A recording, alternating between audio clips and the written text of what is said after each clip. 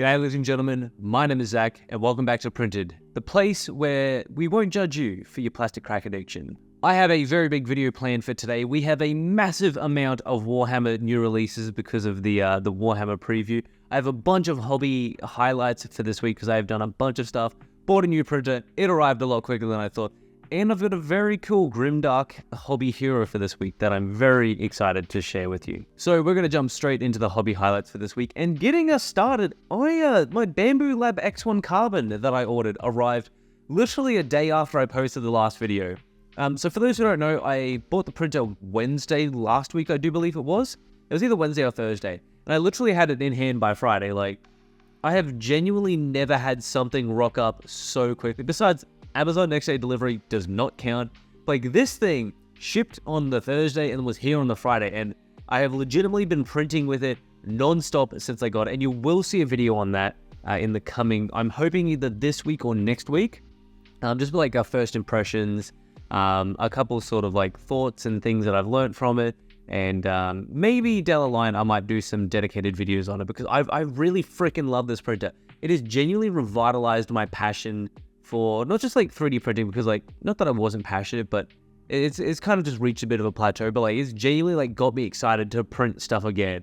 And there's a couple very, very big projects that I would love to start on, and yes, it has made it a possibility. So yes, that is here now, and I am slowly integrating it into my shop, because that's obviously the reason that I bought it. I own a 3D printing business, and buying a $2,500 printer definitely is too much for me personally, but if we call it a business expense, it makes it feel a lot better. Yes, I'm definitely excited to do a bunch of stuff with that and share it with you guys. I hope you guys keep your eyes peeled for those videos, because yes, I think it will be a very, very fun experience, because I'm a bit of an idiot as well. I think you guys will hopefully get a bit of knowledge from it that I haven't seen other people talk about. Next up, I have made a little bit more progress on the Ultramarines. It's a very, very slow process getting them done.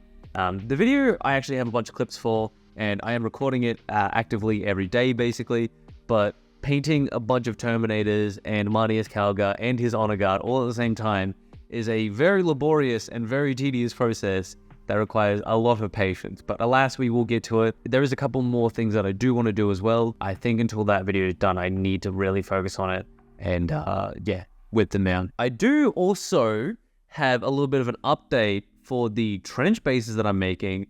I just want to say a huge shout out to everyone who's been supporting the me through those. For those who don't know, I do sell a trench base set. It's mostly inspired for things like the Death Corps of Krieg, and I basically put all my blood, sweat, and tears into it. It's been a long time coming, and I'm forever updating it. And I can easily see myself putting like nearly 100 or so bases in there of various different sculpts. As of right now, I am actively working on adding some more stuff to it. So I just want to give a huge shout out to everyone who has been buying them in the past few weeks, especially from my 3D printing video, and supporting me that way. Yes, I'm having a ball getting back into it. And instead of just having it all as like trench floorboards, I have actually started adding some dirt and textured stuff to it. And I think soon I might start trying to sculpt a few more different bits and pieces to go around, because they'll got like shovels and things, but it's mostly just like a shovel, some bones. I might sculpt like some grenades, some landmines, some really cool stuff. So keep your eyes peeled. I'm actively working on it. So it's not just me saying I'll do it, I am physically doing it. Which does also lead me into my next point. I'm going to start making movement trays, which for most people, you're probably going to think, Zach, why the hell do we care about movement trays? Like, they're nothing fancy. But I plan on having a few different sculpts of them and offering STLs for them specifically, because I went online this morning to try and find a decent STL for movement trays, and the only ones that I could find are like square ones, which makes sense because like square bases more or less require movement trays because you're going to have a lot of them. But for the majority of like circle models or like circle based models, there's no like decent options out there, and I think that's freaking criminal if you ask me. Like, I want to be able to just put my things on something that looks nice and natural, and so I've got a plan to make a few different ones. I am not able to prototype it yet, but once my next print comes out of the printer, because I basically have been printing 24/7 on the Bambulab, I'm going to chuck it on there. It takes about an hour to print, and then we're going to start test fitting the bases. And I'll be offering all of the bland, like the untextured movement trays completely free on my cults. So keep your eyes peeled for that, because I just want to give people the option to do it, because like I personally would love to be able to have free movement trays and use something that's a little bit more organic, looks a little bit more natural. Offer them as like a texture thing, so have like a jungle theme, a cobblestone theme, a ruined like cityscape theme. So yes, keep your eyes peeled for those. I'm very excited to announce those. But my first priority for everything is getting the trench bases updated, adding maybe 1 to 2 more sets of bases. And I'm even contemplating, because I didn't originally, but I am contemplating adding things all the way up to Imperial Knight sizes and having at least one of every single base size in the kit. So maybe for the larger ones, I might only offer, for the time being, 1 sculpt on it. But for things basically even like maybe 80 mil or lower, I'll probably just end up doing like maybe 2 or 3.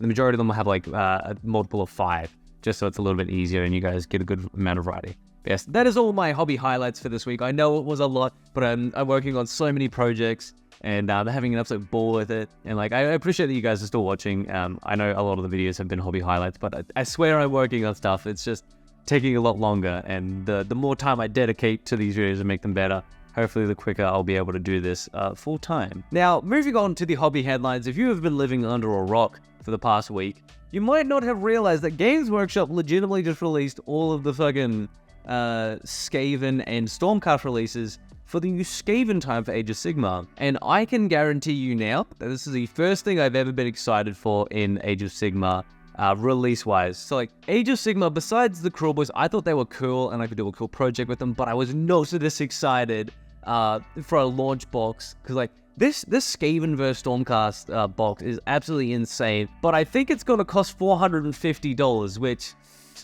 if you ask me, is a lot of cheese. That's a lot of cheese, and this rat's got a real small wallet, so I might just have to view the models from a distance, or hopefully get some pack breakdowns from my local hobby shop back in my old hometown. But jumping straight into it, we're going to be looking at the Stormcast releases, which this is probably the first ever time I've been excited to get my hands on some Stormcast models. Like, I wasn't a huge fan of the originals. I wasn't a huge fan of the redo in the last edition with all like the new stuff, but like this stuff really is tickling my fancy. Not really the Liberators, but things like the Lord Vigilant, the Terminus, the Reclusians, the new Knight Quester. So quickly I'm just gonna have them scrolling all through here in order of what they released on the Games Workshop website. We have a new Lord Vigilant, a new Lord Terminus, a Lord Veritant, a Knight Quester, new Reclusians, new Prosecutors, new Liberators. I'm super excited to get my hands on these, and I probably will paint some up, especially the Reclusians. I think they look so freaking cool. We saw a preview. I think they were like the first models that we saw a preview of, if not the second, before like the Prosecutors and things. I love the amount of detail that they have on them, and like the bluish silver armor, kind of a pretty hot look. Like, if you ask me, I'm loving the new way that they're going with the Stormcasting. Like, I appreciate the old gold Stormcast, because like they gave us birth to Retributor armor, the hands down, I would say, my favorite gold paint on the entire market. It just works. I freaking love it. It's a good color. It's like a very rich gold, which I personally adore. So yeah, very, very good. But hopefully they give us a nice new silver paint that isn't, I think it was Liberator Silver or something like that, and it sucked. It absolutely was atrocious. Maybe it was a Stormhost Silver. Hated it. Super jelly, just terrible coverage. Felt like a really poor Tamiya paint, which, not shitting on Tamiyas, I'm just saying that like a lot of the time I have a bunch of trouble painting with them because I brush them, don't airbrush. As for the Skaven side of everything, I am probably more excited for this than the Stormcast, because it's genuinely making me kind of want to do some Skaven-y stuff, because like I love Skaven. I've been painting them. I painted a whole army for my arty. And just always loved the whole aesthetic of it. They're kind of chaos-y too, and I think in Age of Sigmar they are chaos models off the top of my head, because the Vermin Lord, can't remember what it is, but like the Vermin God is basically the 5th Chaos God now, I do believe. But we have we have a Claw Lord on really big, like messed up looking rat, super mangy, very diseased looking. Freaking love it. We also have a new Gracier, which I do enjoy. There's a lot of detail on the model. That's my only sort of criticism of it. Like these models look like they're gonna have a lot of details to paint on them. We do also have the Warlock Engineer, which we have seen before. We have the Rattling Warp Blaster.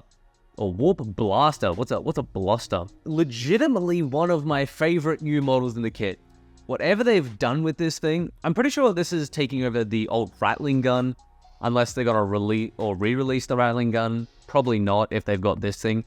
But I freaking love this thing. It is just a massive Skaven abomination, and just looks so freaking cool. I want one just to paint up like a single model. We also do have the Warplock Jezzails and the Clan Rats, and the one model that I am genuinely so excited for, because this kit, besides the Island of Blood, only ever had a really old kit from the early 2000s or maybe the 90s, and that is the Rat Ogres. Genuinely one of my favorite models ever. I am very excited to see what they do with them. Obviously, these models that they're providing in the box, I assume are just going to be the push fit ones that are like one pose, but I am super excited to see what they do with them and the customizability on them.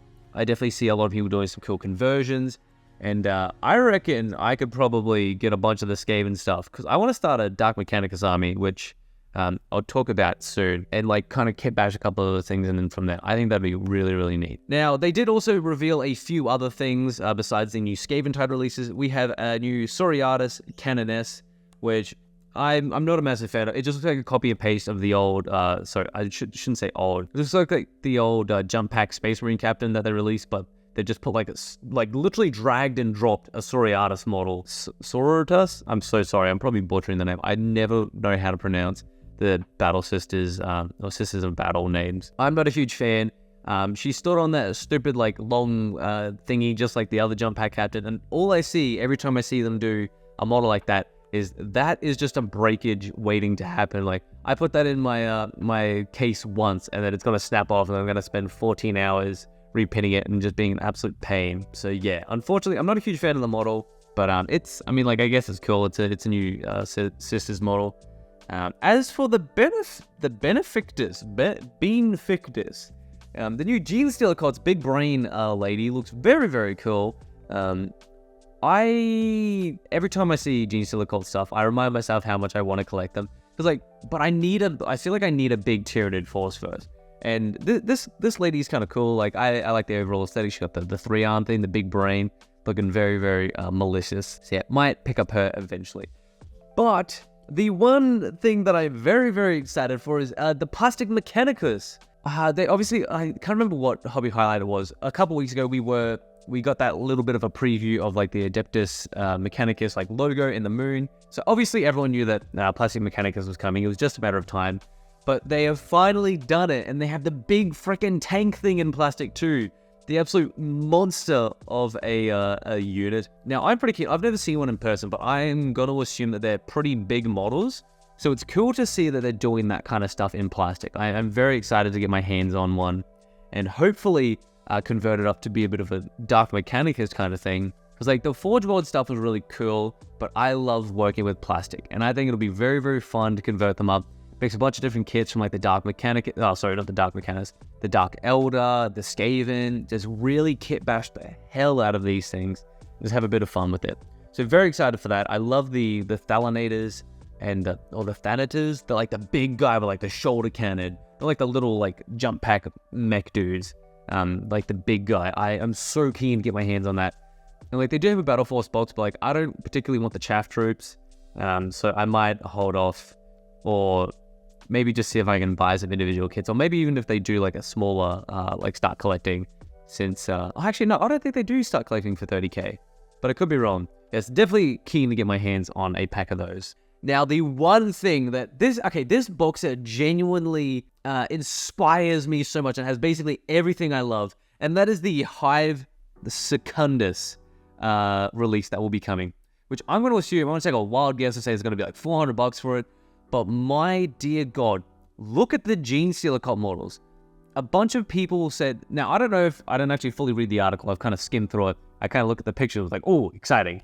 I think they're enslavers, maybe, or there's some sort of parasite, but I'm so excited to see that the new Genestealer models, and they've taken like a very gritty, like almost Last of Us vibe with them, and they look so freaking cool. And the best part is, they've got Van Saar models in them, which, for those who don't know, I collect Van Saar. I've painted mine the traditional green, but I'm thinking for these guys, I kind of want to go a different direction and possibly paint them maybe either red or blue or just some really cool colors. I really genuinely want to get my hands on this, and I know I want to paint more models and make my pile of shame go down, but like this box set is freaking stunning. And then I can add the Genestealers to my Tyranid army. I'll have some Genestealer cult stuff to add to my maybe eventually Genestealer cults army. And then I'll have more Van Sar stuff. And then like the two big guys in the mech suits are freaking stunning models. Like whoever designed these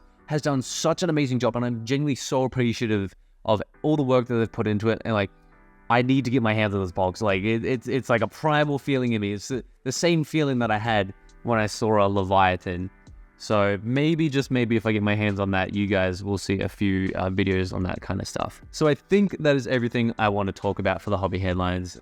I could go on for longer, but alas, this video would be an hour long, and I don't want to subject you guys to that. So last but not least, I want to talk about this week's hobby hero, and that is Spens Painting.